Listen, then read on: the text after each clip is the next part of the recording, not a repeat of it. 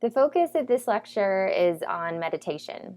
And as you heard from experts about the many ways of defining yoga, some argue that yoga is meditation.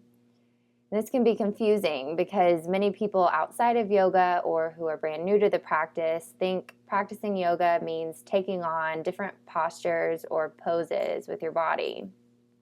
What's important to know is that these poses, which you'll also hear referred to as asanas, they're just one piece of what we understand yoga to be.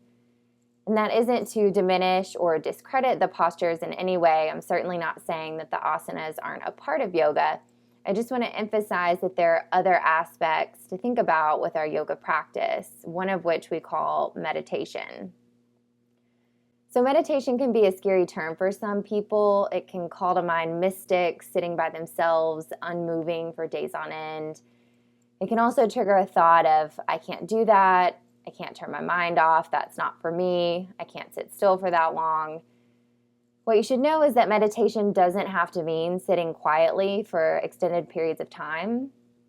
In this course, and specifically in the off the mat assignments this week, we do teach you about formal seated meditation, but this is certainly not the only way to meditate. We can practice meditation while we're moving. In fact, the National Institute for Complementary and Integrative Health, the NCCIH, which is the agency in the United States that oversees government funding of research on yoga and meditation, has referred to yoga as meditative movement. So you can see that you can bring in a meditation to your yoga practice. So what do we mean when we say the word meditation? I really think that the simplest thing we can call it is mental training. You can think of the physical effort that we use when we exercise as physical training, and the mental effort we use when we meditate as mental training. You can also think about it as intentionally controlling or regulating your thoughts. So it may look mysterious from the outside, but all we're really doing is a mental workout. And to do this mental workout, we need to reduce the amount of visual information that's coming at us. So we usually soften or lower our gaze to one single point, or we shut our eyes down completely. And by doing so, we're giving ourselves more space to control, regulate, and pay attention to our minds. So there are different types of meditation. You can meditate, for example, on thinking about how someone in your life is suffering and having the desire for them to be happy and free from suffering.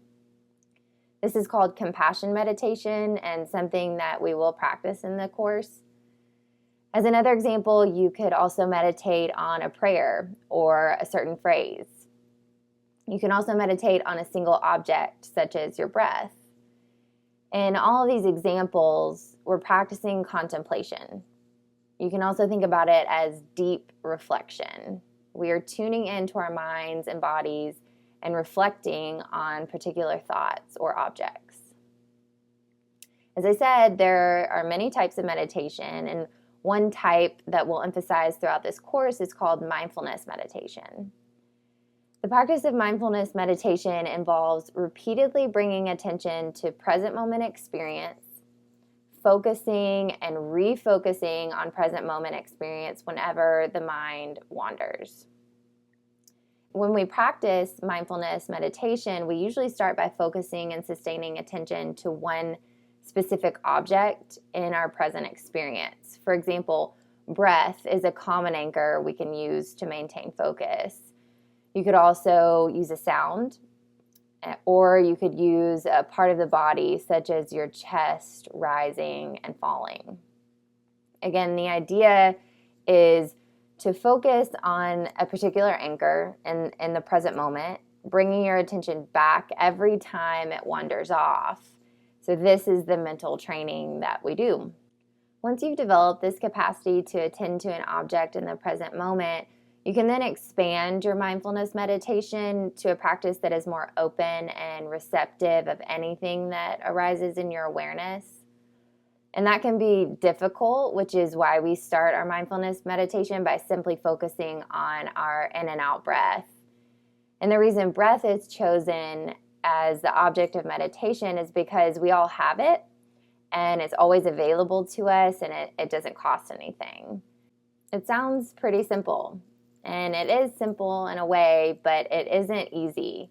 It requires practice, over and over again, coming back to our breath. You can check out our first mindfulness meditation in the mat instructionals this week, and our next lecture is going to dive deeper into the meaning of mindfulness.